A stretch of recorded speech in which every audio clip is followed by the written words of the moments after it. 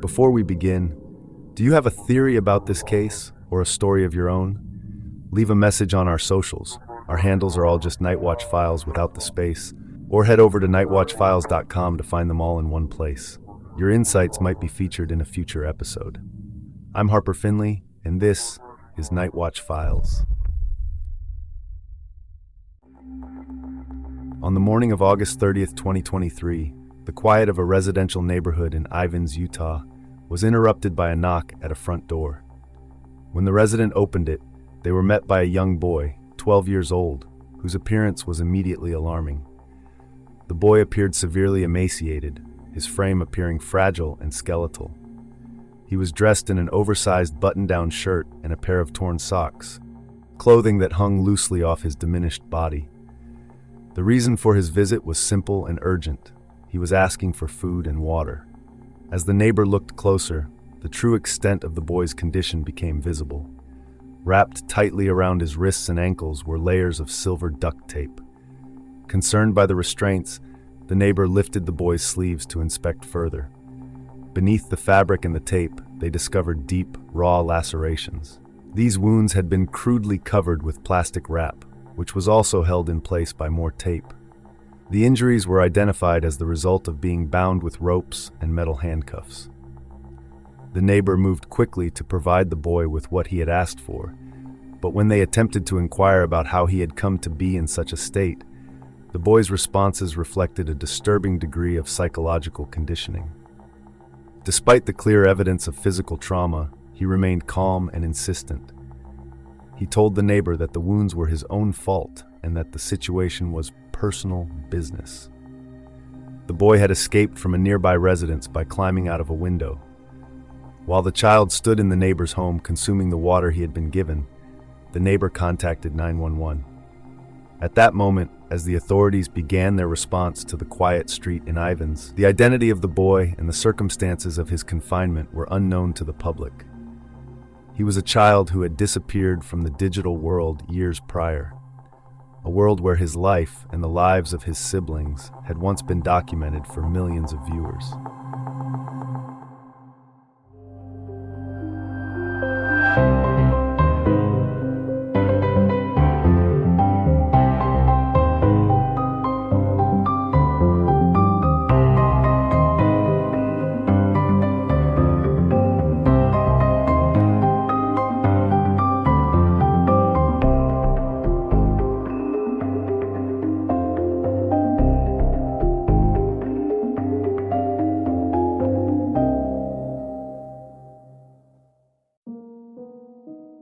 Ruby Griffiths was born on January 18, 1982, in the quiet, conservative city of Logan, Utah, the eldest of 5 children born to Chad and Jennifer Griffiths. Her upbringing was rooted in a multi-generational heritage of the Church of Jesus Christ of Latter-day Saints, or LDS, a background that provided the primary framework for her worldview. When Ruby was young, the family moved to Roy, Utah.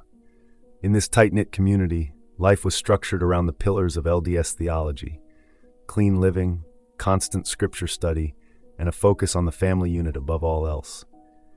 As the eldest child, Ruby's role was defined by labor rather than leisure. She was a surrogate parent, tasked with the constant responsibility of helping to raise her younger siblings in a household governed by a strict tough love philosophy. In the Griffiths' home, the approach to child rearing was unsentimental. The prevailing belief was that babies should be left to cry things out rather than be coddled.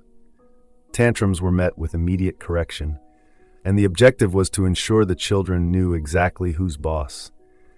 This was done, according to the family philosophy, to prevent the children from becoming weak losers. Despite this emphasis on emotional toughness, Ruby was described as a young woman perpetually at odds with her own equilibrium, prone to frequent crying for reasons ranging from deep sorrow to simple boredom. Her self-worth was inextricably linked to the concept of exceptionalism. As a teenager, she threw herself into classical piano with meticulous, punishing precision, dreaming of performing in great concert halls. However, when she felt her talent fell short of perfection, her ego suffered. If she could not be an extraordinary musician, she decided she would pivot toward a different goal: becoming the ultimate mother. To Ruby, motherhood was the pinnacle of her aspirations, a chance to finally make the rules and shape a home exactly as she saw fit. In 2000, at the age of 18, Ruby enrolled at Utah State University.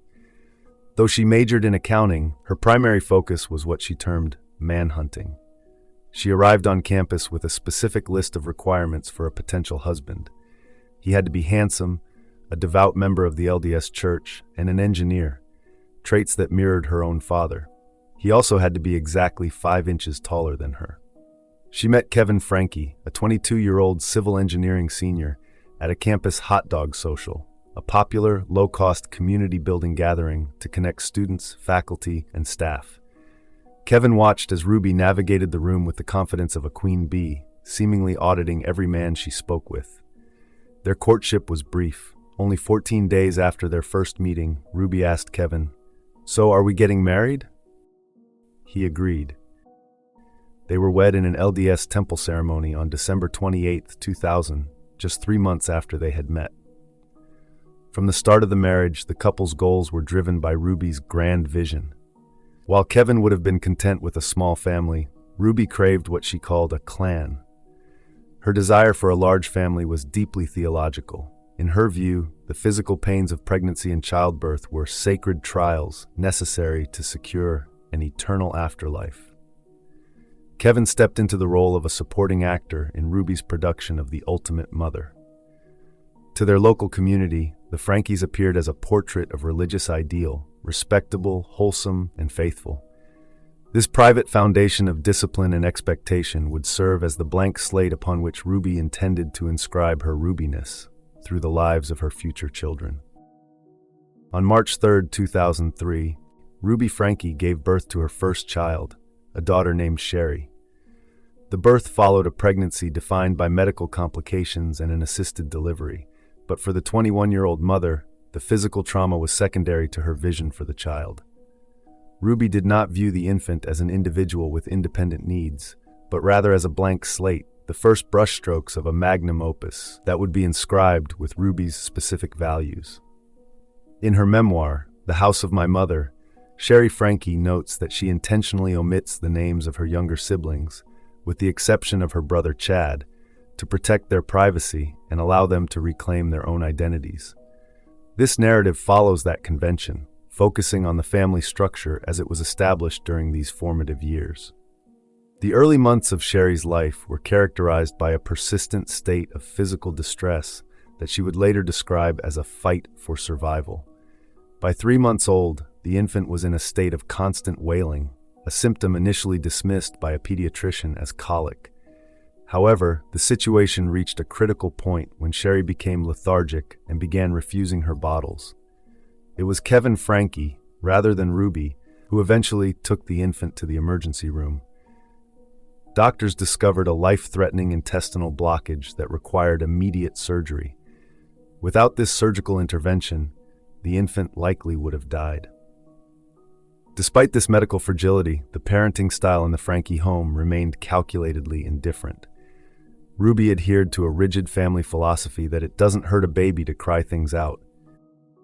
This created a distinct paradox within the home. Ruby frequently described herself as emotionally volatile, often crying over various personal frustrations, yet she remained immune to her daughter's tears. Sherry would later reflect that she learned before she could even speak that her distress was an inconvenience to her mother. In 2005, the family grew with the birth of a second child, a son named Chad.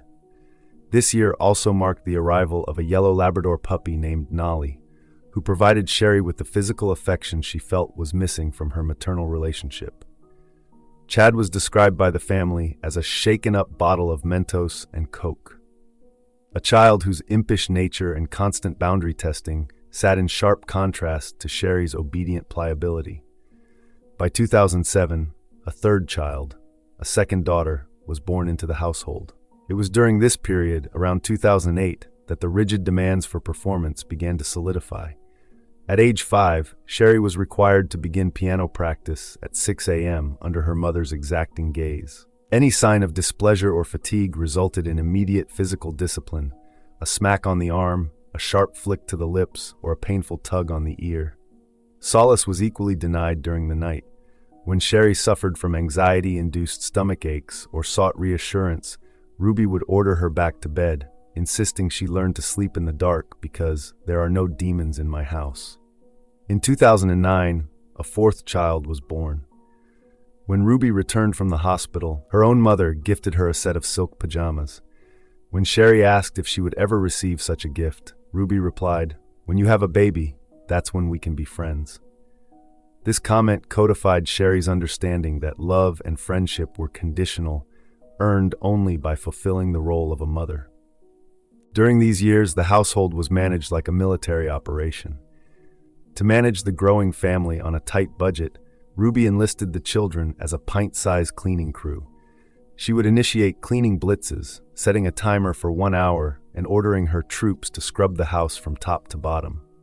The family practiced extreme frugality, canning fruit and making their own granola as Kevin worked to build his career as a geotechnical engineer.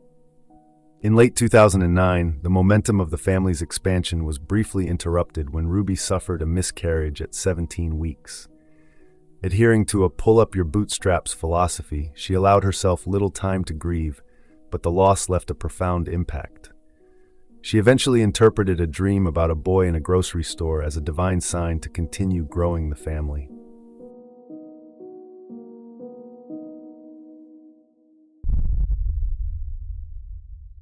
Quick break. Ads keep the show running, but if you want to skip them, the ad-free version's on Patreon for just $3 a month. Links in the show notes. And we're back. Thanks for sticking through that. Let's get back to it.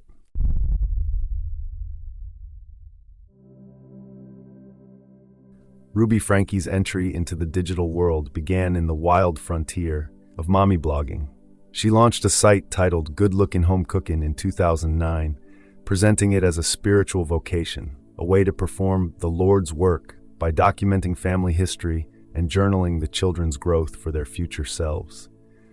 The content was meticulously curated to project an image of domestic perfection. Ruby shared recipes for items such as raspberry butter, honey lime chicken, and trail mix cookies, often accompanied by family photographs branded with a logo that read, "It's a Franke life." She cultivated an aesthetic of a home filled with the scent of freshly baked bread and lovingly prepared meals. However, as Sherry Franke later detailed in her memoir, The House of My Mother, this public-facing persona was largely performative. Sherry noted that many of the recipes were aspirational rather than realistic, with several lifted directly from an Anne Romney cookbook. The blog served as a digital veneer, presenting the image of a smiling, flour-smudged mama that sat in sharp contrast to the high-pressure environment within the home. Behind the curated photographs of baked goods, the Franke household operated under a rigid regimen designed to enforce absolute obedience. The focus shifted to the early development of total self-sufficiency, a core tenet of Ruby's parenting philosophy. She required the children to pack their own school lunches. Even when they were so young, they had to stand on their tiptoes to reach the kitchen counter. Ruby viewed these tasks as essential character-building exercises, not as chores. This philosophy extended to the daily commute. Ruby refused to drive the children to school, viewing the journey as another opportunity for character development. Depending on their age, the children were required to either take the bus or walk. Sherry recalled the physical strain of power walking a mile with a heavy backpack, often running to ensure she arrived on time, even in the bitter cold of Utah winter mornings. These routines established a tempo of high-stakes performance and forced independence. On the blog, the Frankes were a family defined by honey lime chicken and family values. In reality, they were a unit governed by the belief that maternal love was best expressed through the intentional removal of ease. In 2011, when Sherry Franke was 8 years old, the family moved into their first detached home in Springville, Utah. Nestled at the foot of the Wasatch Mountains, the town was a flat, pioneer-founded settlement defined by its basic amenities, such as the local Walmart and Taco Bell. Within the house, Ruby immediately asserted control over the aesthetic, painting the walls and doors various shades of bright yellow. The hue was so pervasive that Sherry recalled feeling trapped inside a giant banana, a stark visual contrast to the mountainous horizon she sought from the yard's swing set.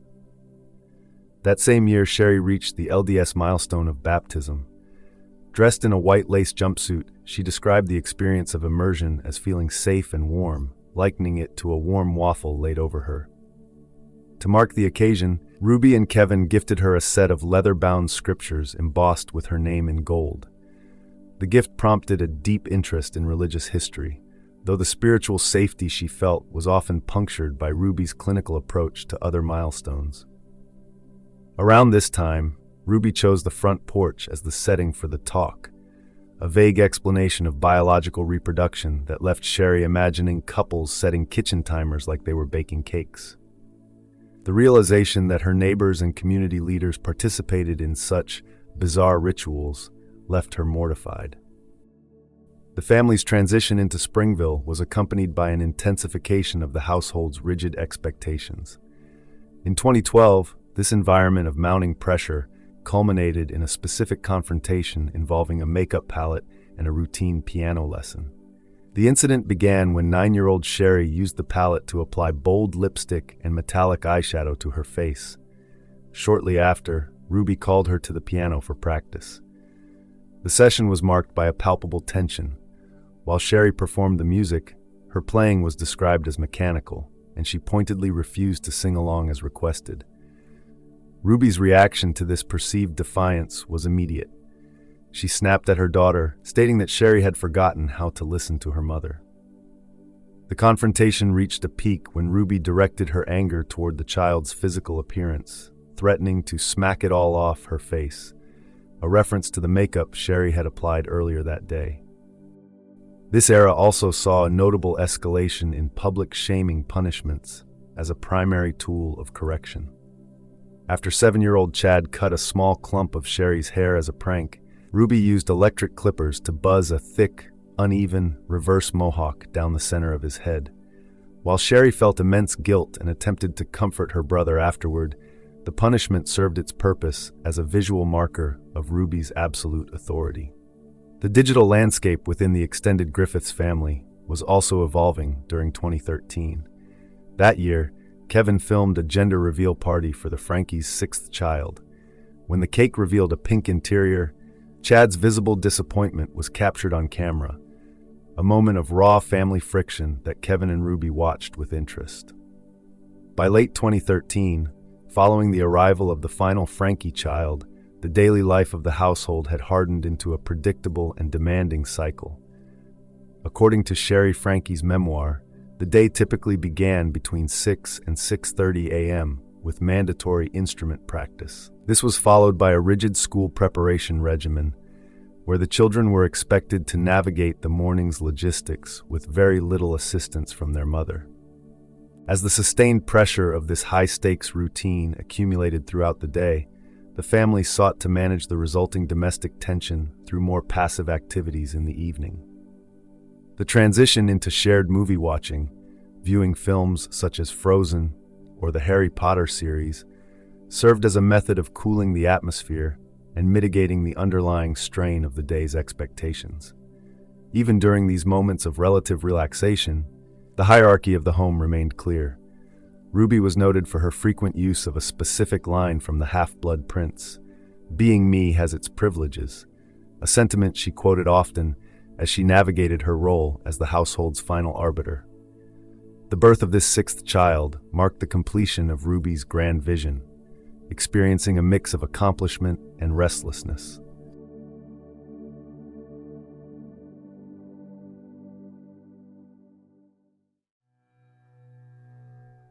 By early 2015, Ruby Frankie was 33 years old and found herself at a crossroads. She had recently weaned her 6th and final child, a milestone that brought a sense of accomplishment, but also a growing unease regarding her future role. With her family now complete, she sought a new outlet for her energy, a way to establish herself as a matriarch instead of merely as a mother, whose influence could extend far beyond her own home. Her primary inspiration came from within her own family. Her sisters, Ellie and Bonnie, had already entered the burgeoning world of mommy vlogging. Ellie Meekum's channel, Ellie and Jared, had built a massive following by documenting infertility and pregnancy, while Bonnie Holine had been producing child-rearing content since 2013. Ruby observed their success and realized that she possessed a distinct advantage. She had the largest brood of all. She began to view her 6 children as a ready-made cast for a reality show. The name for the project came to her in a moment of clarity: 8 Passengers. It was a title designed to encapsulate the family's journey, with Ruby and Kevin at the helm and their 6 children as the cargo. The channel officially launched in January 2015. Kevin was the first subscriber, followed by Ruby, and then their eldest daughter, Sherry. Ruby approached the channel with the intensity of a startup executive. The debut video, posted on January 8, 2015, featured their youngest daughter using recycled footage from a 2013 gender reveal and scenes from the hospital. The production quality was initially novice. At one point, Ruby inadvertently included upside-down footage of the family dog, Nolly. Despite these early technical hurdles, she filmed constantly, mining every lost tooth and toddler tantrum for content. She viewed the process as a numbers game, focused entirely on reaching the thresholds required for monetization.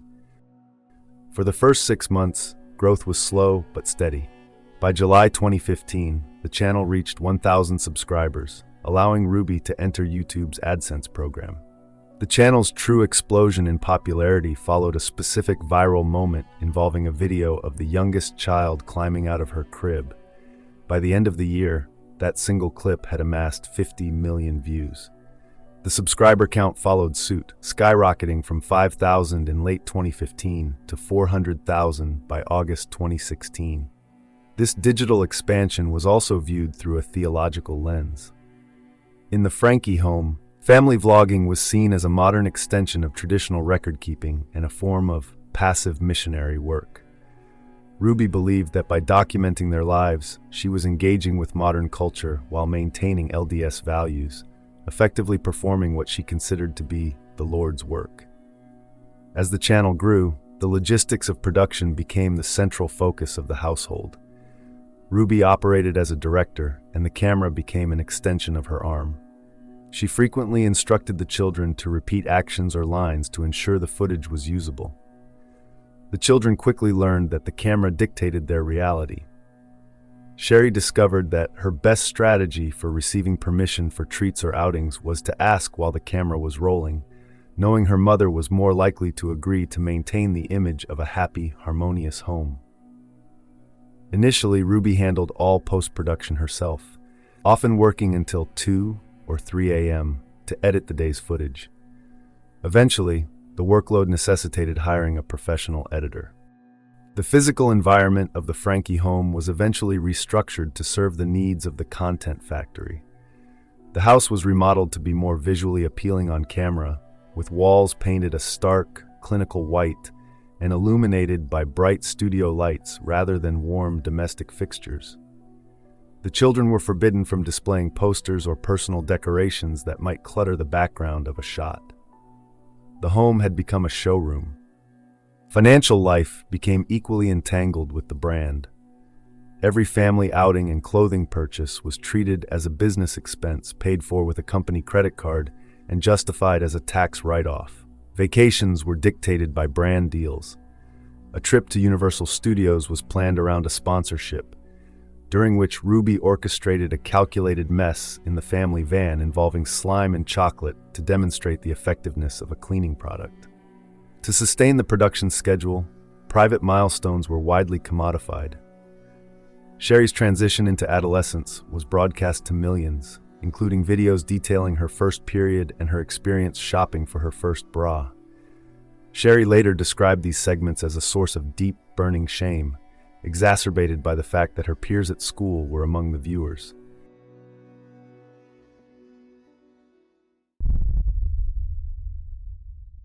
Quick break.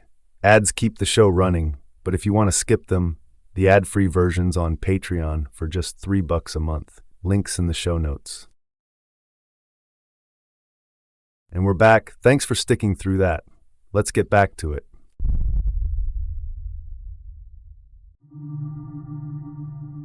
Medical vulnerability was also treated as a content opportunity. In September 2017, the same month the channel reached 1 million subscribers, Sherry was diagnosed with mononucleosis. Ruby filmed the girl at an urgent care clinic, coaching her to look as though she were on her deathbed for the video thumbnail. On camera, Ruby celebrated the subscriber milestone, juxtaposing her daughter's physical misery with the channel's professional success. Other medical issues, such as the youngest child's prickly heat rash and Sherry's struggles with acne, were also broadcast. Ruby often filmed herself or the children crying. However, Sherry observed that Ruby's own emotional displays were often calculated. She would sob into the lens about a miscarriage or family struggle, but the tears would vanish the moment the camera stopped rolling, revealing the performance as a tool for engagement. The children were conditioned to accept that nothing was sacred and everything was content. They learned that their value within the family was inextricably tied to their ability to perform for the audience, a realization that defined their daily existence as the 8 Passengers brand became a global phenomenon.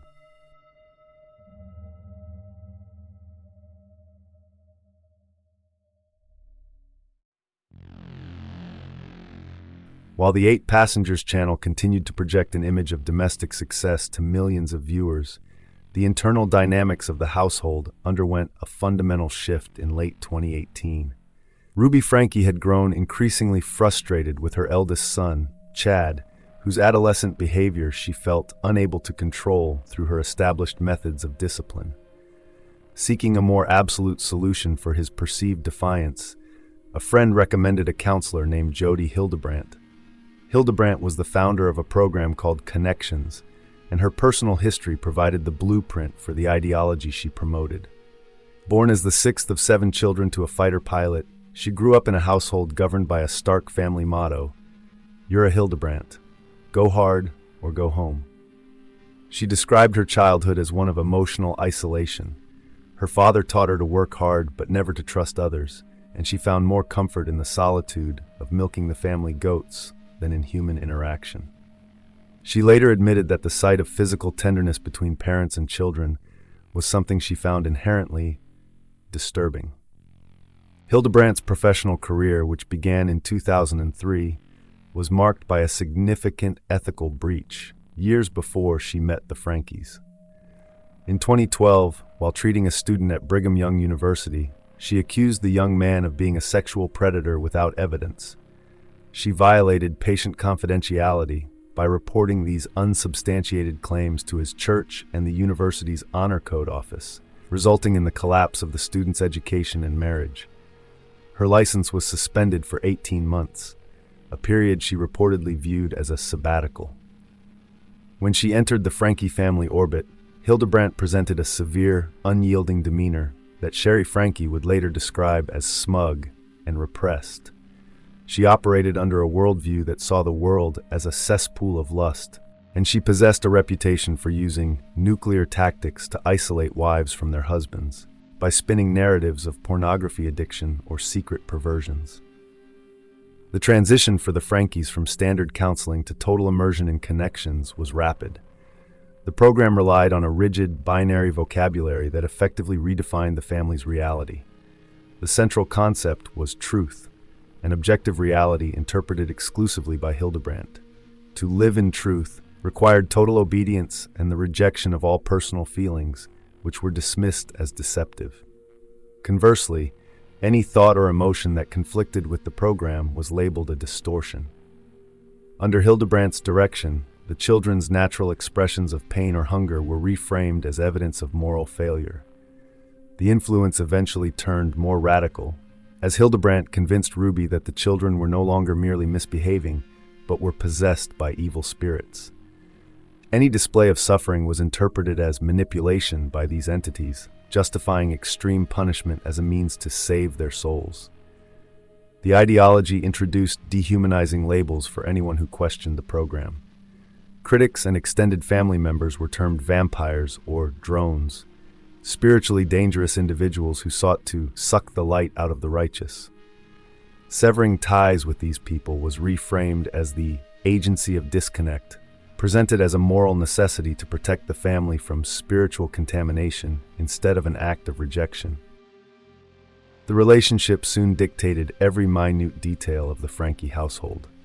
Ruby and Kevin invested thousands of dollars into intensive training camps and eventually trained to become certified coaches for the program themselves. By the later stages of their enmeshment, Ruby was spending hours on the phone with Hildebrandt every day. The principles of truth had successfully supplanted the traditional bonds of the family, providing the ideological justification for the total isolation that would follow.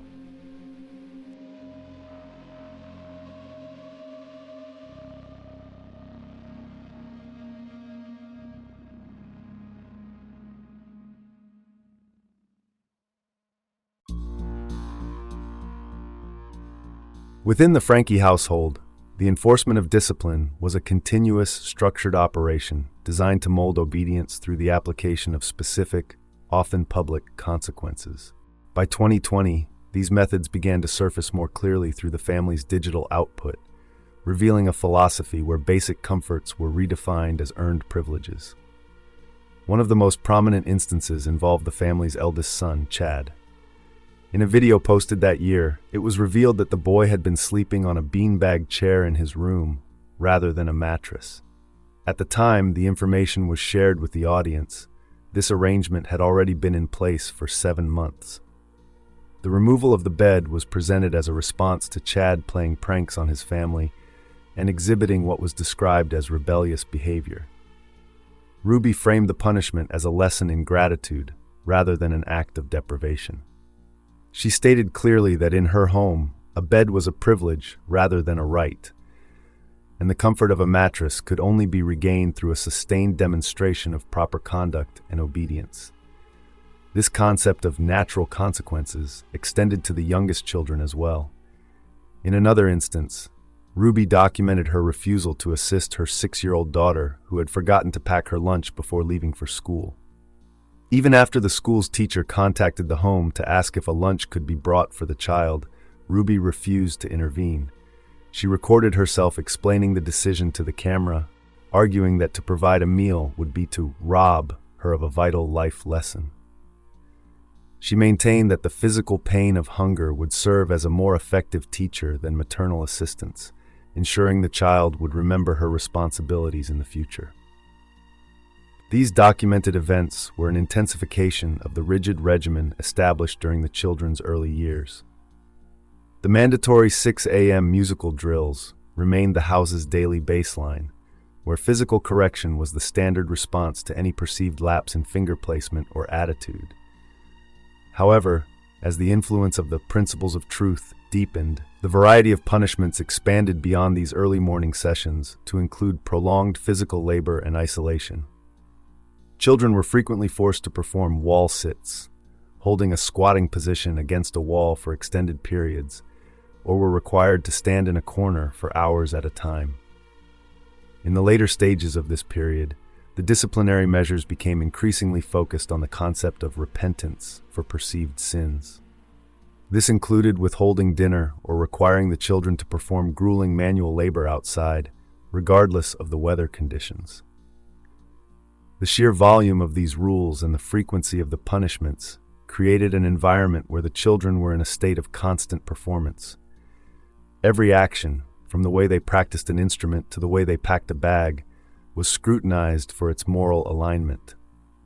In this home, pain was framed as a gift, and the removal of basic needs was presented as a necessary tool for the salvation of the child's character.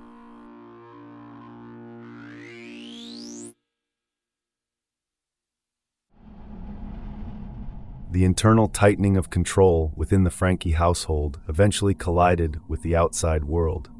When the details of the beanbag chair punishment were broadcast on the channel, they triggered an immediate wave of public fury that transcended the usual boundaries of social media commentary. This backlash coalesced into a formal Change.org petition that explicitly accused Ruby and Kevin of child abuse. The reaction carried significant real-world consequences, particularly for Kevin Frankie's professional life. Concerned viewers targeted Brigham Young University, with a barrage of calls and emails demanding his termination from his position as a professor. The financial impact on the family was equally severe. As brands distanced themselves from the controversy, the 8 Passengers channel lost hundreds of thousands of subscribers and 90% of its income nearly overnight. This public outcry prompted the first formal investigation by the Utah Division of Child and Family Services. Investigators arrived at the Springville home to conduct a welfare check, but the intervention did not result in the removal of the children. Ruby and Kevin successfully defended their disciplinary measures as principled parenting, a framing that authorities initially accepted as being within the bounds of parental rights. The case was closed, with investigators noting at the time that they found no actionable evidence of child abuse. Ruby and Kevin did not view the investigation as a reason for self-reflection. Instead, they framed the intervention as a form of religious persecution by individuals who could not handle their truth. Ruby adopted the persona of a martyr, telling her audience that she was being crucified for her unwavering dedication to tough love. She refused to remove the controversial videos, declaring that the public was finally seeing the secret to her well-behaved children and that any discomfort felt by the audience was a reflection of their own moral failings. Rather than retreating, the external pressure drove the couple deeper into the validation offered by Jodi Hildebrandt. In May 2021, shortly after graduating from high school and amid the escalating dysfunction of her own home, 18-year-old Sherry Franke began a professional relationship that offered a much-needed sense of stability. The individual, identified as Derek, was a wealthy landowner and a prominent figure within the LDS Church. He initially established himself as a safe adult in Sherry's life, validating her perspective at a time when her parents were extensively dismantling their family unit. The bond was strengthened by their shared distrust of Jodi Hildebrandt. Derek revealed to Sherry that he was a former neighbor of Hildebrandt and couldn't stand the woman, positioning himself as a singular ally against the growing influence of the Connections ideology. He hired Sherry to manage his company's social media strategy and frequently praised her maturity, eventually telling her, "I'm the only one who really cares about you."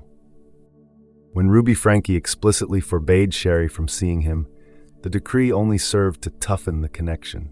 Sherry began seeing him in secret, viewing Derek as her only protection against her mother's radicalization.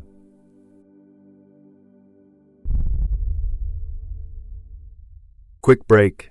Ads keep the show running, but if you want to skip them, the ad-free version's on Patreon for just $3 a month. Links in the show notes. And we're back. Thanks for sticking through that. Let's get back to it.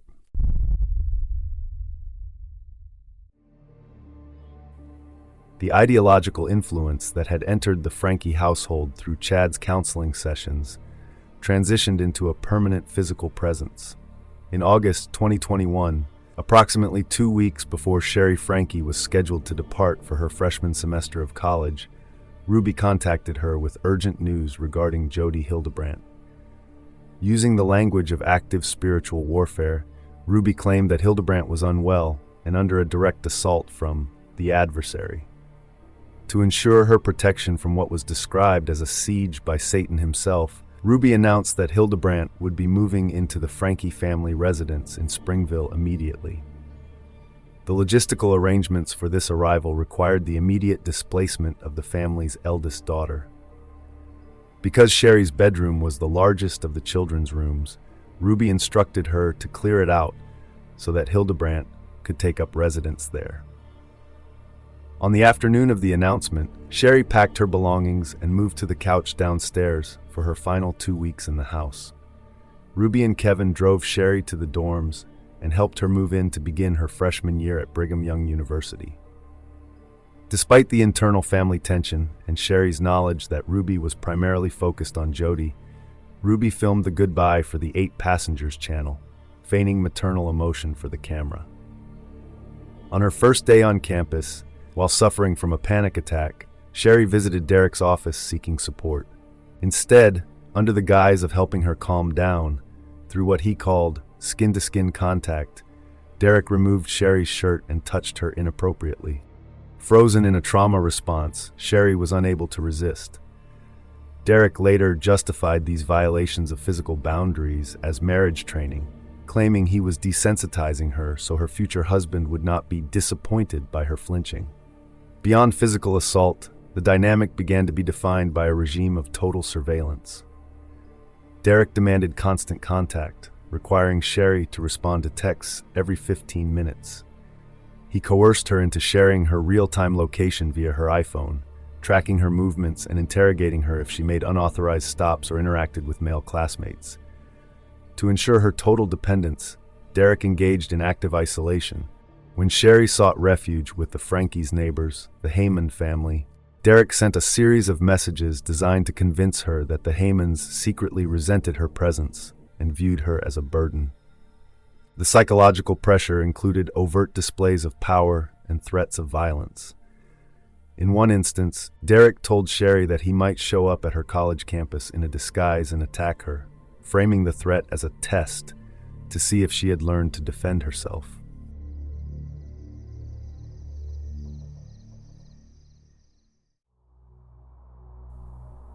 Once Hildebrandt was installed in the Springville residence, it underwent a transformation from a family dwelling into a restricted compound governed by a new set of arbitrary rules. The former bedroom of the eldest daughter became a secluded sanctuary for Hildebrandt and Ruby. The two women, often accompanied by Hildebrandt's associate, Pam Botcher, spent hours behind closed doors engaging in what they termed spiritual interventions.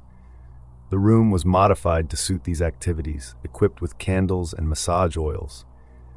This new structure completely dismantled the presence and authority of Kevin Frankie. The upstairs floor of the house was declared strictly off-limits to him. His autonomy within the home was further eroded by restrictions placed on his most basic needs. He was no longer permitted to access the kitchen for meals without Ruby's explicit permission. Communication between the couple was equally controlled. Ruby dictated the circumstances under which Kevin was allowed to speak with her, often enforcing periods of total silence.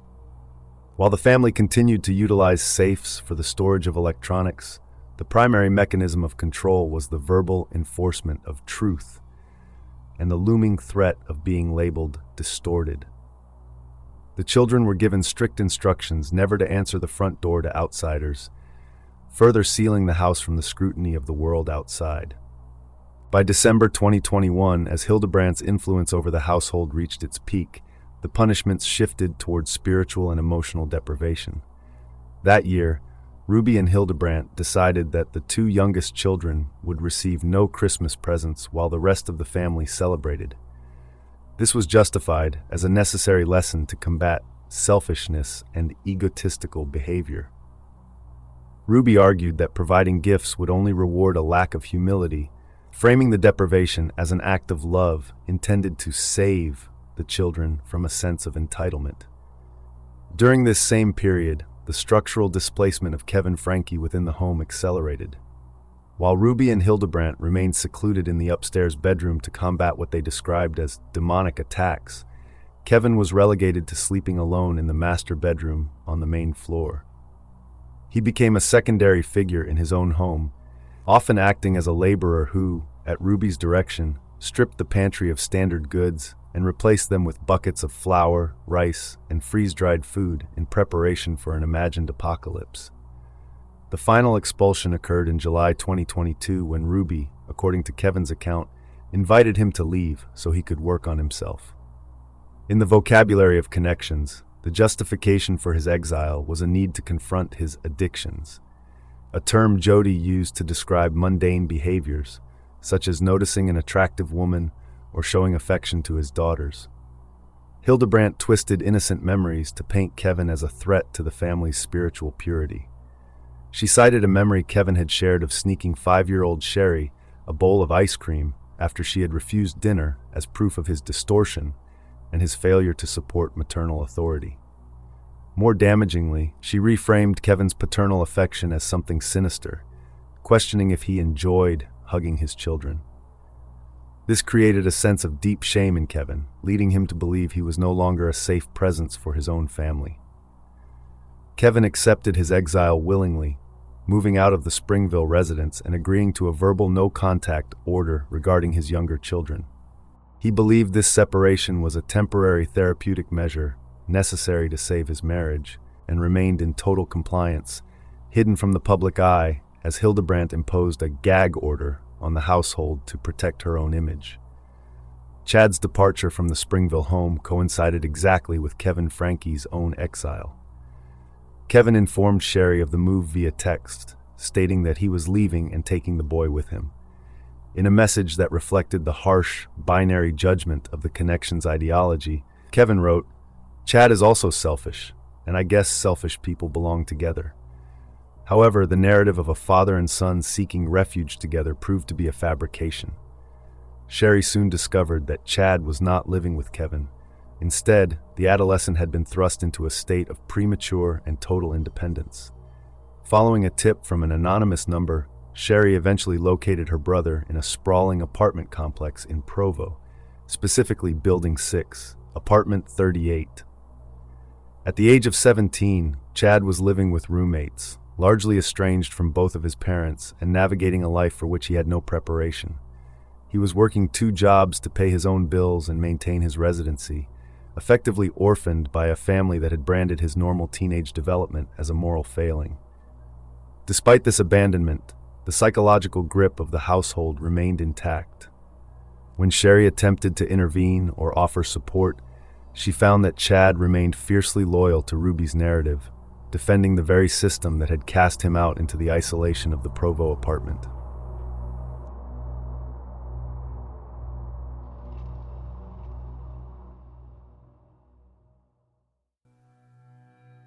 Following the expulsion of Kevin Frankie in the summer of 2022, the remaining structure of the family underwent a broader, more extensive dismantling.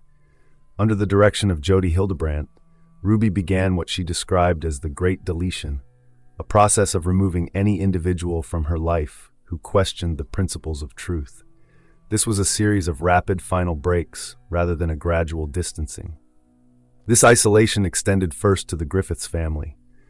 For years, Ruby had maintained a veneer of domestic perfection and daily contact with her mother, Jennifer. However, as she became more entrenched in the Connection's ideology, she began to confront what she termed difficult memories. Influenced by Hildebrandt's reinterpretations of her childhood, Ruby came to view her parents and her 4 siblings, Ellie, Bonnie, Julie, and Beau, as toxic influences. Eventually, she deleted their contact information from her phone entirely, terminating relationships that had spanned her entire life. The circle of isolation also claimed long-term allies and professional colleagues. Friends who expressed concern or questioned Hildebrandt's authority were immediately labeled as spiritually dangerous. One such individual was Paige, a longtime Connections coach who eventually chose to leave the program. Ruby declared that her former friend was in league with Satan and under direct demonic siege. As Hildebrandt began demanding that other coaches sign contracts granting her a percentage of their earnings, those who refused were fired. Ruby remained loyal, signing the contract and cementing her status as Hildebrandt's most devoted disciple. Even as the family's private world grew smaller, Ruby and Hildebrandt continued to broadcast their radicalized worldview through a new digital outlet titled Moms of Truth. In one episode, Ruby signaled a disturbing shift in her rhetoric regarding discipline, stating that one could not put welts on a child's legs and then lovingly apply gauze while expecting healing. It was a public acknowledgement that their methods had moved beyond principled parenting toward a justification for physical trauma. The final confrontation with the family's eldest daughter occurred in September 2022. The catalyst was a logistical dispute regarding Sherry's car title. Ruby had removed Sherry from the family's car insurance policy without notice, and to secure her own coverage, Sherry required proof of ownership.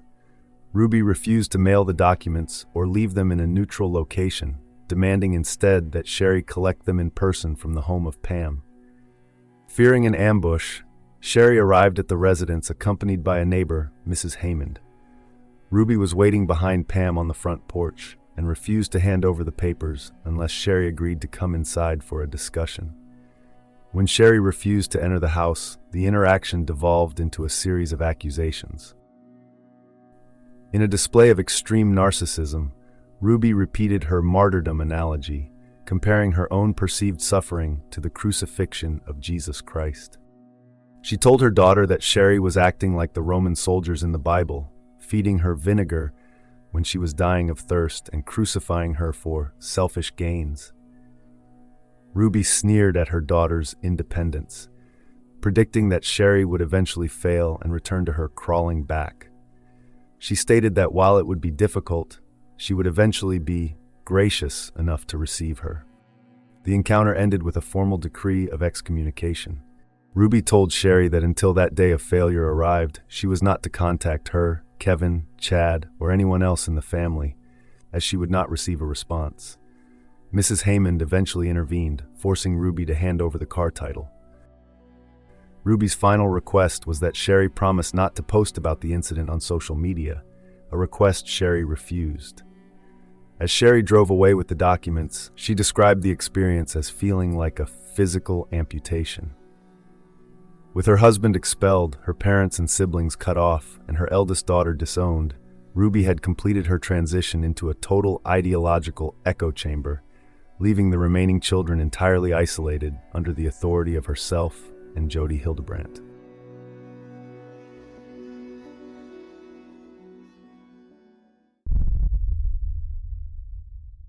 Quick break.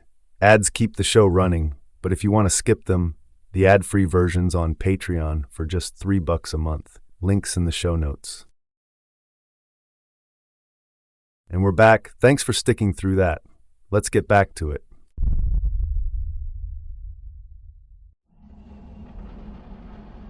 The silence that descended upon the Franke household in late 2022 was a deliberately maintained defense against outside scrutiny. By this period, Ruby Franke had transitioned the Springville residence into what forensic analysts describe as evasive domesticity, a state where the home functioned as a closed system, reinforced by a perimeter of non-compliance. The first signs of this total severance were identified by the surrounding community. Mrs. Larson, a neighbor, contacted Sherry Franke with the update that Ruby had officially pulled all of the children out of school, removing them from the oversight of mandatory reporters. Simultaneously, another neighbor, Mr. Gunderson, observed that Ruby had removed the family dog, Dwight. Dwight, a goofy, lovable cavapoo, had joined the family in 2019 following the death of Nolly, the yellow Labrador, who had been a foundational member of the Franke household since 2005. While Nolly had served as Sherry's silent protector, curling up at her feet to offer comfort during Ruby's harsh piano practice sessions, Dwight had become a similar source of affection for the younger children in the sterile environment of the new Springville home. However, his position in the family was precarious. During the final family photo shoot in June 2022, Ruby had attempted to banish him from the frame, coldly declaring, "He's not part of the family, he's a dog." By late 2022, Ruby acted on this sentiment. Mr. Gunderson surmised that Dwight's removal was a tactical calculation. Without a dog to walk, the children had no remaining justification to be seen outdoors, effectively eliminating any casual observation by the neighborhood and sealing the home from the outside world. On September 18, 2022, leveraging this intelligence, Sherry Franke made the first significant attempt to break the cycle of isolation. She contacted the Springville Police and the Division of Child and Family Services, DCFS, to report that her younger siblings had been left alone in the home for 5 days without adult supervision. Speaking with a caseworker named Kelly, Sherry detailed her own history of trauma and expressed her fear that the psychological and physical deprivation in the home had reached a critical level. Following Sherry's report, law enforcement made 4 attempts to conduct welfare checks between September 22nd and October 3rd. These visits became high-stakes standoffs. Officers, unable to legally breach the threshold without a warrant, resorted to peering through the glass windows to conduct visual assessments. Because the children were under a strict standing order, never to answer the door, the officers only saw silent figures who appeared fine from a distance. These reports of neglect remained legally uncorroborated. This failure to intervene was exacerbated by a legal loophole in Utah's 2018 free-range parenting law. The legislation, intended to protect parental rights, allowed the abandonment of children for several days to be defended as a character-building exercise rather than criminal neglect. Paralyzed by this ambiguity, authorities hit a final wall on October 27, 2022, when Sherry was informed that the DCFS case was being closed. The district attorney determined the allegations were mere conjecture, citing a lack of concrete physical proof.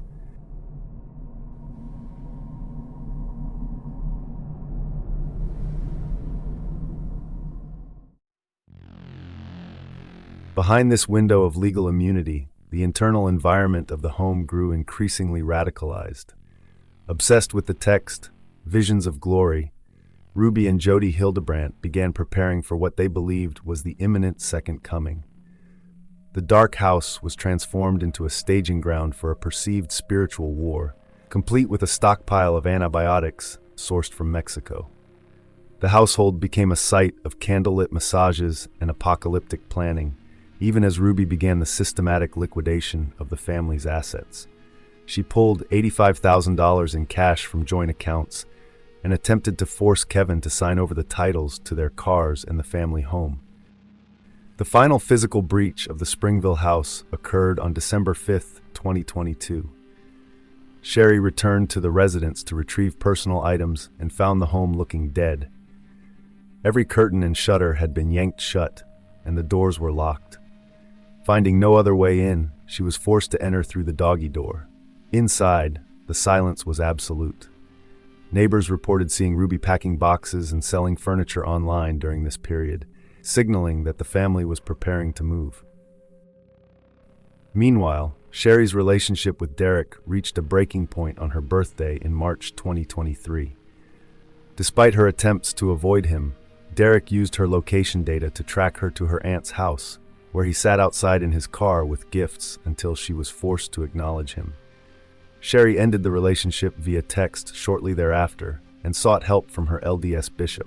However, the confession resulted in a significant institutional failure. Sherry's bishop initially disciplined her for the shared nature of the physical contact, revoking her temple recommend, a certification of spiritual worthiness within the church. Derek, an elder in the Melchizedek priesthood, denied all allegations. Because Sherry had deleted their text exchanges in a state of shame, and because of Derek's high status within the community, his own bishop believed his denial. Derek faced no immediate disciplinary action.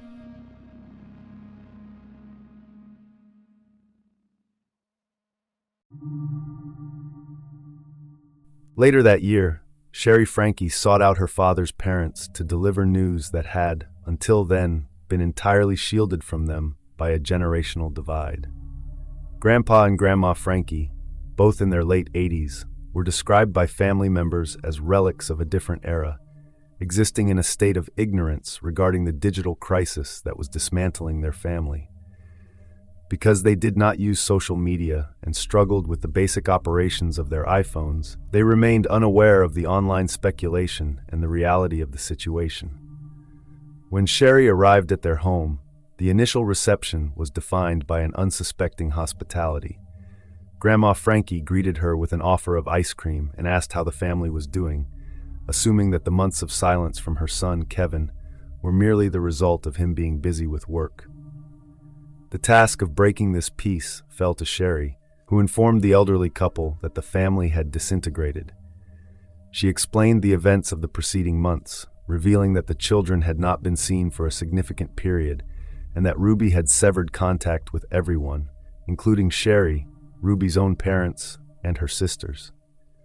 The revelation left the couple in a state of shock. Grandpa Franke, his hand trembling as he set down his mug, struggled to process the mechanics of the separation, asking with quiet confusion if Kevin had been the one to leave Ruby. Later, his voice wavering with emotion, he told Sherry that she was a good girl, offering a small measure of validation for her efforts to intervene. Grandma Franke found it difficult to reconcile this new information with her long-standing perception of her daughter-in-law. She protested the description, insisting that it did not sound like Ruby, and noting that Ruby loved her mother.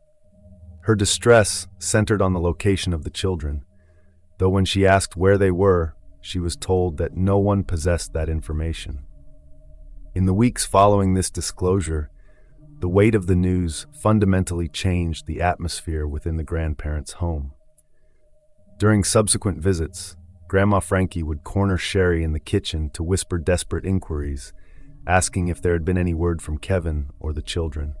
The persistence of the anxiety eventually forced Sherry to set a gentle boundary, explaining to her grandmother that the constant questioning was not helpful and was instead causing them both further pain. This left the elderly woman to weep and admit to a profound sense of helplessness. While the extended family grappled with these revelations, the situation escalated into total isolation. On May 22, 2023, the focus of the family's existence shifted 4 hours south of their Springville residence to the desert landscape of Ivins, Utah. The setting was a sprawling, luxury estate owned by Jody Hildebrandt, valued at approximately $5.3 million. While the property appeared to be a high-end residence complete with a swimming pool and modern amenities, its relocation marked the start of what eventually came to be known as the missing year. The relocation served as the final step in severing the children from their social support networks and was conducted in total secrecy. Kevin Frankie was not informed of the move. He remained living separately, adhering to a verbal no-contact order that was strictly enforced under the theological framework of connections. By late May, the children were removed from their familiar surroundings and placed within the confines of the Ivins residence, separated from any outside intervention. The environment within the Ivins household had transitioned from strict discipline into a regime of complete dehumanization. On June 11th, an incident occurred where one of the daughters struck her own head against the ground in a display of intense frustration.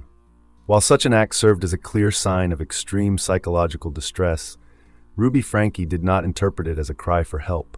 Instead, viewed through a lens of religious extremism, the action was categorized as manipulation. By this stage, Ruby no longer regarded her children as her offspring, but as entities possessed by demons or evil spirits. In response to this perceived manipulation, Ruby performed an act of symbolic violence by shaving the girl's head. The purpose of this punishment was to strip the child of her identity. This action carried a specific theological justification. Ruby sought to align the child's physical appearance with her own internal perception of the girl's character. She intended for the child to look as sick and wicked on the outside as Ruby believed she was on the inside. This method of identity stripping became a recurring punishment, with the girl receiving multiple buzz cuts. This was paired with further dehumanization, including being bound with ropes and confined to dark closets, actions that reinforced a dynamic where the children were viewed as subjects requiring rigorous spiritual correction rather than care. By June 12th, the deprivation of food had become a formalized part of the household logic. The act of starvation was reframed as a fast, a religious term that Ruby and Jody Hildebrandt used to transform physical abuse into a purported act of spiritual discipline. This linguistic shift allowed them to strip the act of its inherent cruelty in their own minds. When the children expressed natural biological reactions to this starvation, such as hunger or anger, their words were filtered through a theological lens. Ruby and Jody argued that allowing a child to complain about hunger was equivalent to allowing lies to be spewed. They believed that listening to these expressions of physical need gives the devil a platform. In this radicalized worldview, the children's voices were effectively silenced. Any statement of suffering was interpreted as the devil speaking through them to manipulate the adults. This logic created a dangerous feedback loop where human suffering was criminalized. Any expression of pain or need was categorized as a demonic manifestation. Because the hunger was viewed as a symptom of wickedness, the response was never to provide food, but to administer more extreme correction. The children were no longer treated as human beings requiring care, but as entities that had to be purged of evil spirits through physical hardship. The escalation reached a critical peak in July 2023. On July 9, a date Ruby herself referred to as a big day for evil, The treatment of her 12-year-old son moved into active, life-threatening physical violence. Using an area of the home known as the dog wash, which had previously been used to douse the children with water as punishment, Ruby subjected the boy to a form of water torture. She held the boy's head under water while simultaneously plugging his nose and mouth with her hands. This physical torture was accompanied by a specific psychological narrative designed to invert the child's sense of reality. While the boy was being suffocated, Ruby told him that the devil would lie to him and say his mother was hurting him. She insisted that, despite his physical sensation of drowning, she was actually trying to save him. By framing the torture as a rescue mission, Ruby attempted to convince the child that his agony was not a valid response to abuse, but a demonic manifestation that required more correction. By summer, the conditions within the Ivins residence had devolved into what has been described as a concentration camp-like environment. The property was no longer organized or operated as a domestic space. Instead, it functioned as a disciplinary facility where the children were viewed as subjects requiring rigorous spiritual correction. Central to this environment was a formalized regime of manual labor. These tasks served no productive purpose other than to inflict physical exhaustion and pain upon the children. One recurring task involved forcing them to carry loaded boxes up and down stairs for hours at a time. This labor frequently took place outdoors on a cement patio during the peak of the Utah summer heat. The children were forced to perform these tasks without shoes or socks, leaving them entirely exposed to the scorching ground and the elements. The abuse directed at the 9-year-old daughter included a specific and sadistic form of physical punishment disguised as labor. She was forced to jump into a cactus multiple times, an act categorized alongside other forms of identity stripping and physical abuse prevalent in the household.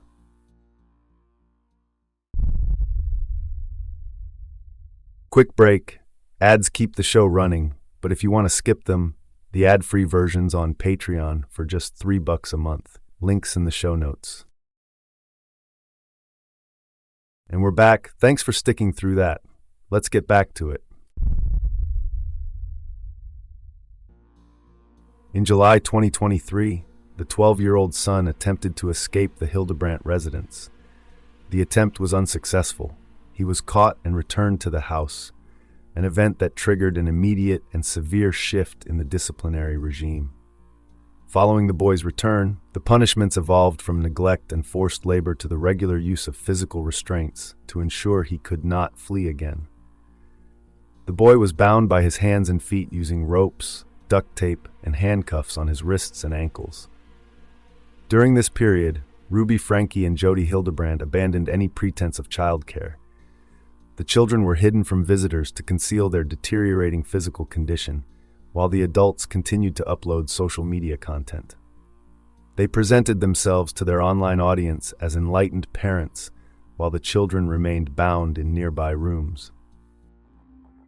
On the morning of August 30th, 2023, the psychological and physical condition of the children had reached a breaking point. The 12-year-old Franke boy had climbed out of a window of the sprawling desert residence, crossing the threshold from total isolation into the view of the community.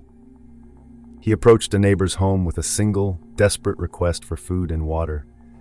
The encounter was preserved in minute-by-minute detail through forensic evidence, including the neighbor's Ring camera.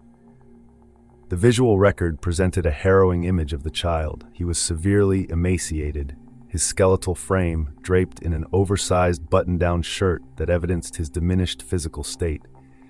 He wore only a pair of torn socks, having traversed the hot Utah terrain without shoes.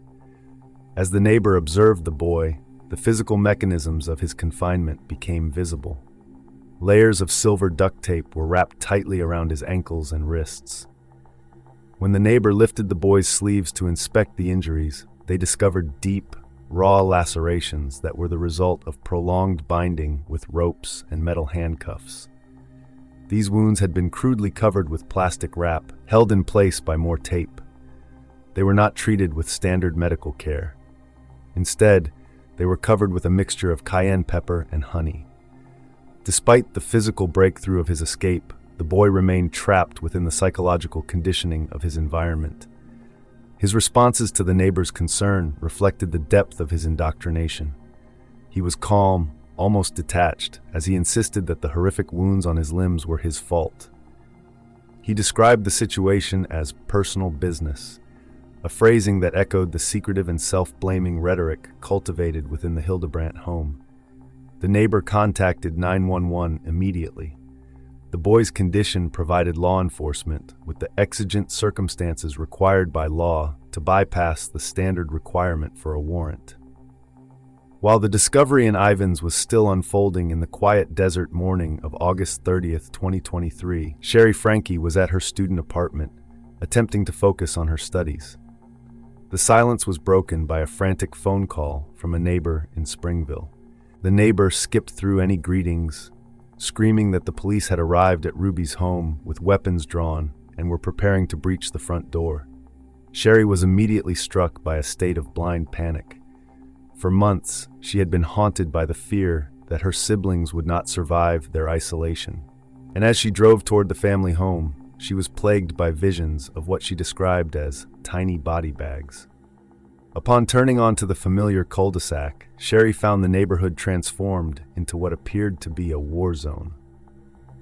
Police cruisers formed a barricade of flashing strobe lights, and SWAT teams prowled across the front lawn as neighbors watched the scene from the sidewalks. Parked in the driveway was the white 8-passengers van, a vehicle that had once been the center of the family's digital brand. To Sherry, under the flicker of the police lights, the van looked like a beached whale. As she approached the barricade, Sherry was stopped by an officer. When she identified herself as the eldest daughter, the officer immediately requested tactical intelligence. He asked for the floor plan of the house and specifically inquired about the location of any safes or firearms. Through her tears, Sherry provided the layout of the 7-bedroom residence, confirming the locations of the safes where Ruby had long kept the family's electronics and documents, and noting the specific areas where guns were stored. She also warned them of the pantry, which had been converted into a storage site for apocalyptic supplies. Following this exchange, the SWAT team moved to breach the home. Sherry watched as the front door splintered under the force of a battering ram. Officers swarmed into the house, their voices booming through the structure as they ordered everyone out and commanded teams to search every closet, crawl space, and possible hiding spot. Inside, the house confirmed the neighbors' earlier suspicions of a family in retreat. The floors were littered with the half-packed boxes Sherry had heard about weeks prior, indicating that Ruby had been in the final stages of liquidating the home's contents before the police arrived. Despite the intensity of the search and the shouts of the officers, the house remained silent. Sherry realized then that the dark house was truly empty. Her siblings were not there. In the midst of the tactical chaos, Sherry felt a surreal compulsion to document the moment. She felt that the nightmare that had been cultivated and broadcast through social media should end in that same digital space. She took a photograph of the scene with her phone and prepared to upload it to Instagram with a single-word caption, "Finally."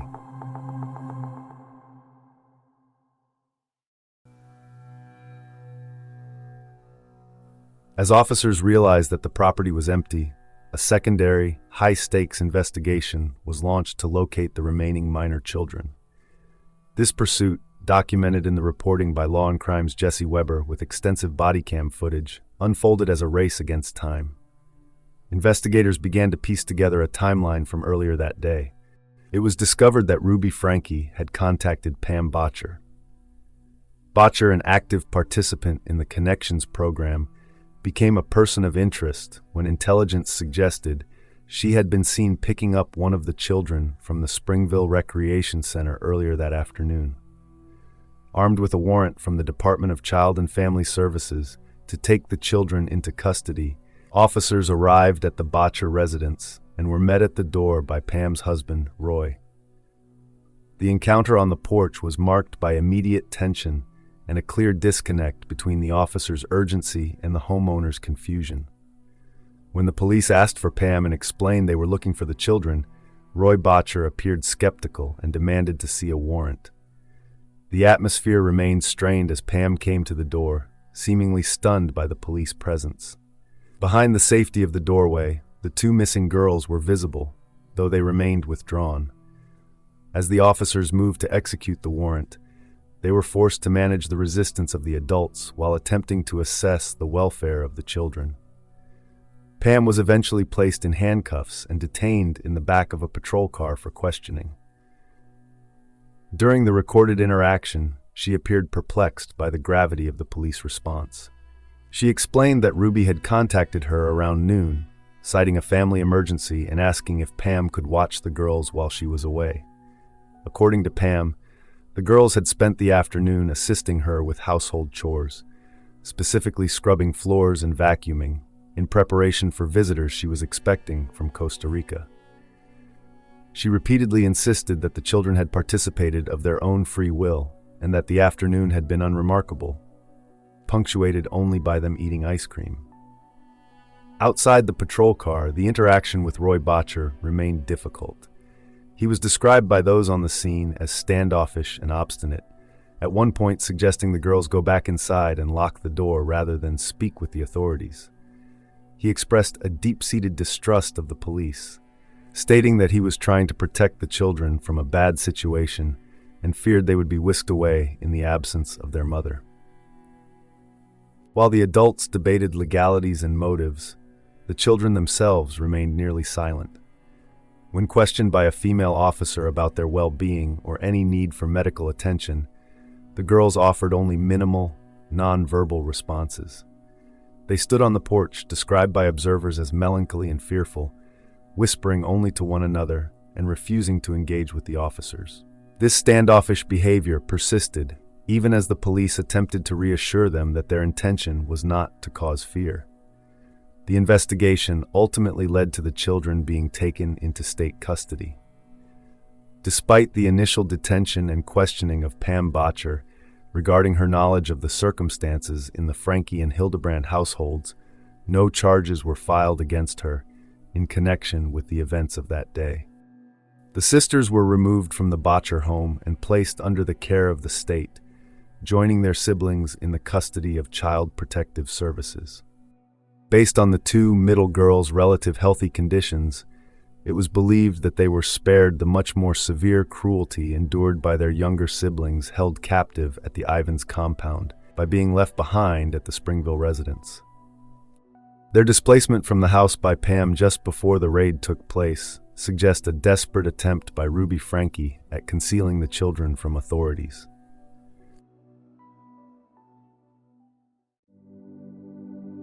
The interaction between Sherry Frankie and a lead detective on the afternoon of August 30th, 2023, served as the definitive confirmation that the missing year of abuse had finally ended. While the detective confirmed that her younger siblings had been located, the relief was immediately tempered by the reveal of the horrific conditions the two youngest ones had endured. The children were placed under a mandatory 72-hour medical hold, a designation that signaled the severity of their physical state. The detective explained that the 12-year-old son's escape had led them to the Hildebrandt residence, where they discovered the 9-year-old daughter hidden in the back of a dark closet. Both children were profoundly traumatized. The daughter was in such a state of psychological distress that she initially refused food and medical intervention, expressing a belief that her own evil nature made her unworthy of care. Police interviews with Kevin Frankie confirmed that his children, referring to the 4 minors, distinct from the adult Sherry and emancipated Chad, were in DCFS custody. During this briefing, the detective informed Sherry that both Ruby Frankie and Jody Hildebrandt had been denied bail and were facing multiple counts of aggravated child abuse. He clarified the gravity of this specific charge, noting that it required meeting 3 severe legal criteria. The first was a documented pattern of cruelty over time, rather than an isolated incident. The second was confinement, supported by the discovery of a concrete bunker in the basement of the Ivins home where the children had been held. The final and most damning criterion was the intentional infliction of serious physical harm. This was corroborated by forensic evidence of open wounds from ropes and handcuffs, as well as Ruby's own journals documenting the abuse. In her writings, Ruby documented her intent with chilling clarity, reframing it as a religious necessity, claiming it was an intervention required to save the children from demonic influence. For Sherry, the detective's words acted as daggers, leaving her in a state of shock as she processed the monstrosity of the suffering inflicted on her siblings. However, as the realization of the legal finality took hold that night, she found a singular point of peace. Knowing both women were behind bars and denied bail, she began to internalize a new mantra of protection. Ruby would never touch them again, and Jody would never touch them again.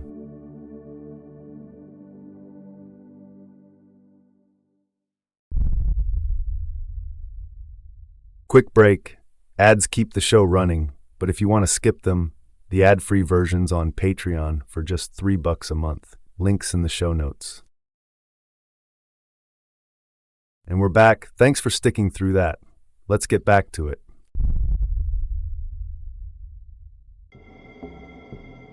The breach of the Springville home and the simultaneous arrests in Ivins on August 30th, 2023, initiated a period of intensive forensic recovery.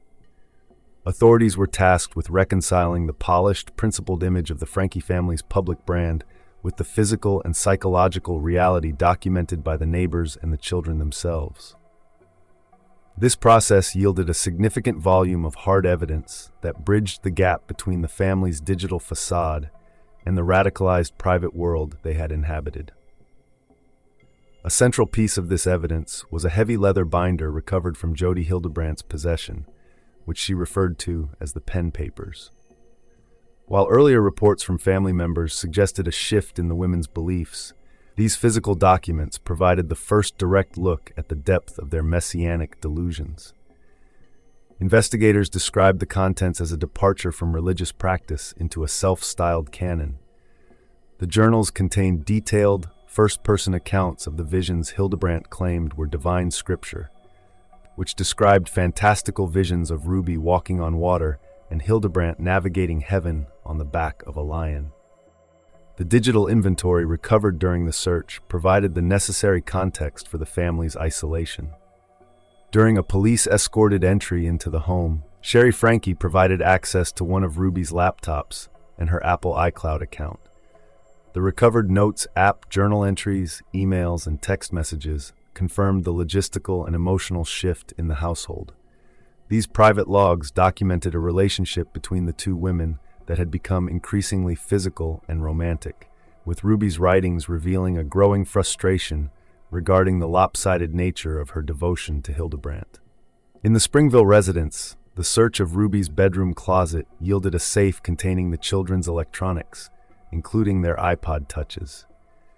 The recovery of these items confirmed the timeline of the children's total social blackout. The devices had been seized and locked away to enforce what Ruby termed an electronics-free summer. The forensic search also documented the logistical scale of the women's apocalyptic preparations. In both the Springville and Ivins properties, investigators inventoried extensive food storage systems and 2 industrial freeze dryers that had been running continuously. The medical stockpile was equally substantial.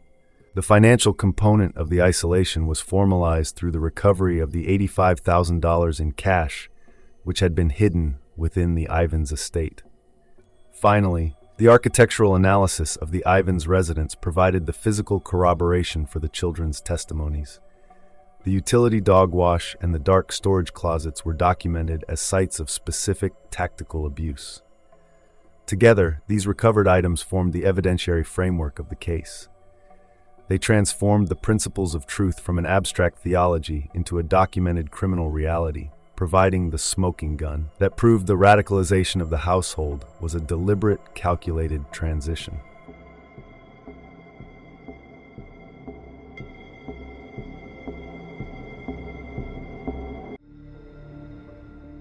The legal resolution of the case began in the winter of 2024 in St. George, Utah. On February 20th, Ruby Franke and Jody Hildebrandt appeared for sentencing, facing the formal consequences of a pattern of cruelty that had been thoroughly documented by authorities and survivors. Both women had been charged with multiple counts of aggravated child abuse. Ruby Franke ultimately pleaded guilty to 4 of these counts. During her hearing, she adopted a strategy of redirection, positioning herself as a victim of Jodi Hildebrandt's influence rather than a primary architect of the abuse. Addressing the court, Ruby utilized a mama duck analogy, describing her children as 6 little chicks she had been trying to lead to safety before being dragged into a current she could not escape. She thanked the legal system for her arrest, framing it as the moment she was snatched out of a hell she didn't know how to leave. However, as Sherry Franke notes in The House of My Mother, this courtroom persona contained a significant omission. Ruby's expressions of regret remained strictly focused on the final months in Ivins. She offered no apology or acknowledgement for the years of digital exploitation and psychological discipline that had defined her children's lives long before Hildebrandt entered their orbit. While Kevin Franke never faced criminal charges for the abuse that occurred in the Ivins compound, forensic analysis and family testimony establish a significant level of moral and civil culpability. His role in the family's collapse is characterized by a long-term pattern of enabling and a total abdication of his protective duties. From the onset of their marriage, Kevin accepted the position of supporting actor to Ruby's lead, vowing to support her grand visions without resistance, a passivity that served as the foundation for the environment of control that followed. Kevin was instrumental in endorsing the harsh disciplinary tactics that defined the family's public brand long before the extreme radicalization of Jodi Hildebrandt. He stood by Ruby during the beanbag chair incident, and he actively participated in filming the content that justified sending the boy to a wilderness therapy camp. Even after his own removal from the home, Kevin continued to parrot the abusive rhetoric of connections. When Sherry requested financial assistance to help care for her younger siblings, Kevin responded by labeling her brazen and selfish, utilizing the specific shaming vocabulary weaponized by the program. When Ruby invited him to leave the home, Kevin complied without legal resistance. He later told police that the separation was very, very good for him, as it allowed him to work on supposed addictions. Under the direction of Ruby and Jodi, Kevin cut off all communication with his minor children for over a year. Despite his physical absence, Kevin remained the financial engine of the operation. He admitted to investigators that his primary role was to financially provide, consistently depositing his paychecks into a shared account that Ruby controlled.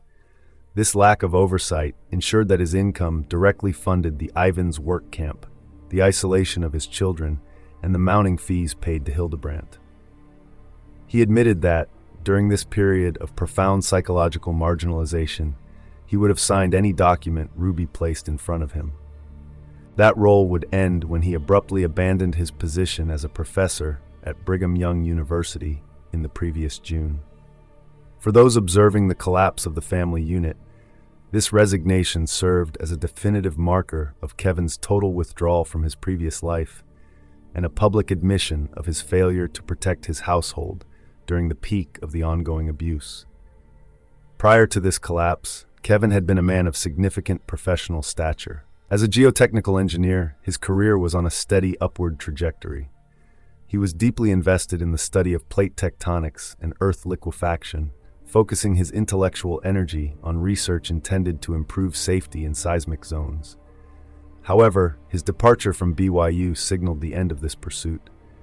In her memoir, Sherry Franke reflects on the bitter irony inherent in her father's professional life versus his private conduct. She notes that while Kevin had dedicated his entire career to understanding structural stability and saving lives from the impact of natural disasters, he remained paralyzed when faced with the catastrophe unfolding within the walls of his own home. From Sherry's perspective, the news of the resignation evidenced the profound depth of her father's negligence and the tragedy of his passivity. While the emotional impact of the resignation was significant, the move also aligned with a broader pattern of what has been described as Kevin's strategic removal from any sphere of influence. By the time he left his post at the university, Kevin had been living in a state of exile for nearly a year. His professional resignation appeared to be a calculated step in his complete dismantling and isolation, directed by the parameters of the Connections program. Jodi Hildebrandt's defense was equally devoid of specific accountability. Her legal team attempted to suggest there were two sides to every story, a claim the judge sharply rebuked by questioning what other side could possibly exist to the torture of children. Hildebrandt herself offered only a brief, hollow statement to the court, asserting that she loved those children while providing no admission of remorse for the specific physical acts she had directed. The true mindset of the women was perhaps most clearly revealed not in the courtroom, but in the recordings of their private communications following their arrests. In prison phone calls to her husband Kevin, Ruby displayed a total absence of contrition. She compared her legal plight to the persecution of religious prophets like Joseph Smith, insisting that she was completely misunderstood and would be released within 10 days. Despite the physical evidence of her children's emaciation and open wounds, Ruby told Kevin she did not understand why they were in the hospital, claiming they were perfectly fine. Her rhetoric remained rooted in messianic delusion. She claimed God had spoken to her before the arrest to warn her the children would be removed, and in a call to her son Chad, she continued the metaphor she had used months earlier on her front porch. She compared her imprisonment to yet again the crucifixion, telling the boy she was drinking her bitter cup, just as Christ had done. Hildebrandt mirrored this jailhouse rhetoric, continuing to portray herself as a persecuted prophet who received direct instructions from God.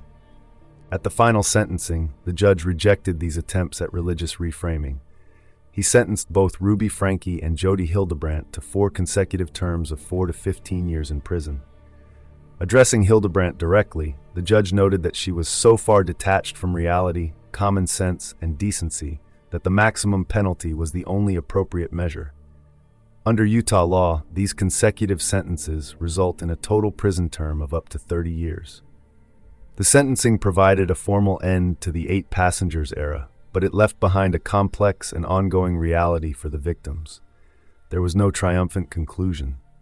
Instead, the focus shifted to the slow and difficult process of recovery for the children, who had been extracted from a world governed by the principles of truth, only to find themselves navigating the long-term consequences of total isolation.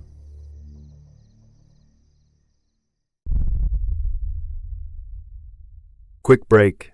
Ads keep the show running, but if you want to skip them, the ad-free version's on Patreon for just $3 a month. Links in the show notes. And we're back. Thanks for sticking through that. Let's get back to it.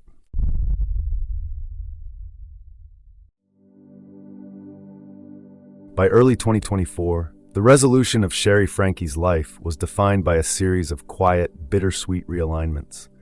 The first of these concerned the accountability of the man identified as Derek. After nearly 2 years of institutional gaslighting, Sherry had chosen to leave her previous congregation, seeking a fresh start in a new ward. It was within this new community that she found a bishop she described as a beacon of support. In early 2024, while driving to Springville on a Sunday morning, Sherry received a text message from him confirming that Derek had finally been brought before a formal disciplinary council, and his church calling had been stripped away. For Sherry, the victory was hollow. She noted with bitterness the disparity in their treatment. While she had been swiftly disciplined and stripped of her temple recommend a year prior, Derek had never lost his. This discrepancy permanently altered Sherry's relationship with her faith. She realized that human authority was fallible, and she pivoted toward a north star of personal intuition and a private, direct connection with God. The public resolution of the Franke case reached a fever pitch in March 2024. Following Ruby's sentencing, the Washington County Attorney's Office released a massive cache of evidence, including 60 pages of Ruby's handwritten journals from the missing year. These documents chronicled a twisted training program intended to purge evil from the children. While the public consumed the journals as part of a true crime circus, Sherry refused to read them. She knew that her imagination was already filling in the horrifying gaps of what her siblings had endured. To counter Ruby's legal defense, which attempted to frame her as a victim solely under the spell of Jodi Hildebrandt, Sherry launched a counteroffensive. She knew that the abuse predated Hildebrandt's arrival, rooted in the years of 8 Passengers content. Overwhelmed by the 1,300 videos that documented the family's life, Sherry asked her Instagram followers for help. Within 6 hours, a crowdsourced Google Doc was filled with timestamps of Ruby's mean and bizarre parenting, the withholding of food, the removal of beds, and the cancellation of Christmas. Sherry's goal was to ensure the record was clear. Her mother had always been an abuser.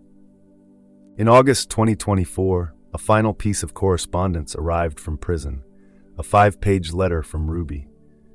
Rather than addressing the torture or offering an apology, Ruby devoted 2 full pages to describing Sherry's childhood nursery, waxing poetic about the wall colors and decorations.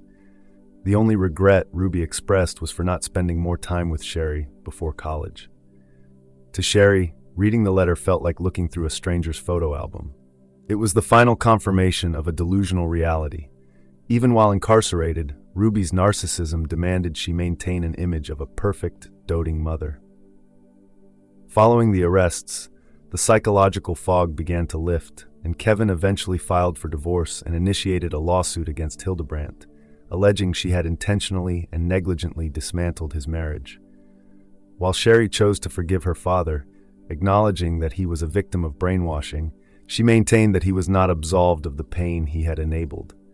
She described him during this time as a shell of his former self and a pod person whose paternal instincts had been hollowed out by shame.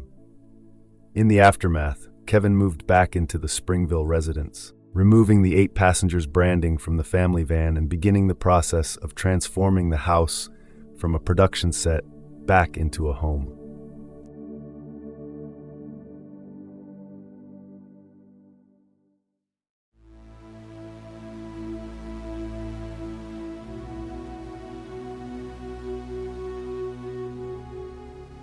One year after the arrests, in late August 2024, the physical environment of the Springville home finally shifted. Sherry drove to the house for a Sunday dinner with Kevin and her siblings. The atmosphere was a total departure from the decade that had preceded it. There were no cameras rolling, no lighting rigs, and no one directing the children on what to feel or how to act. The house, once a sterile, yellow-walled set for YouTube, now smelled of melted cheese and pepperoni. It felt lived in and real. In a final act of reclamation, Sherry officially took down her own YouTube channel and made years of her content private. She felt no sense of loss in the deletion, viewing it as the necessary end to the monetization of her life. She concluded that the happy person she had become was not because of Ruby, it was in spite of her. Sherry Frankie's narrative ends with a vow to break the generational cycle of trauma. She committed herself to a future where children are guided without exploitation and where resilience is trusted rather than tested. "Now that I have peace, this is my promise," she stated. "Now that I have happiness, this is my purpose." The 8 Passengers were no longer a brand or a case study. They were finally just a family.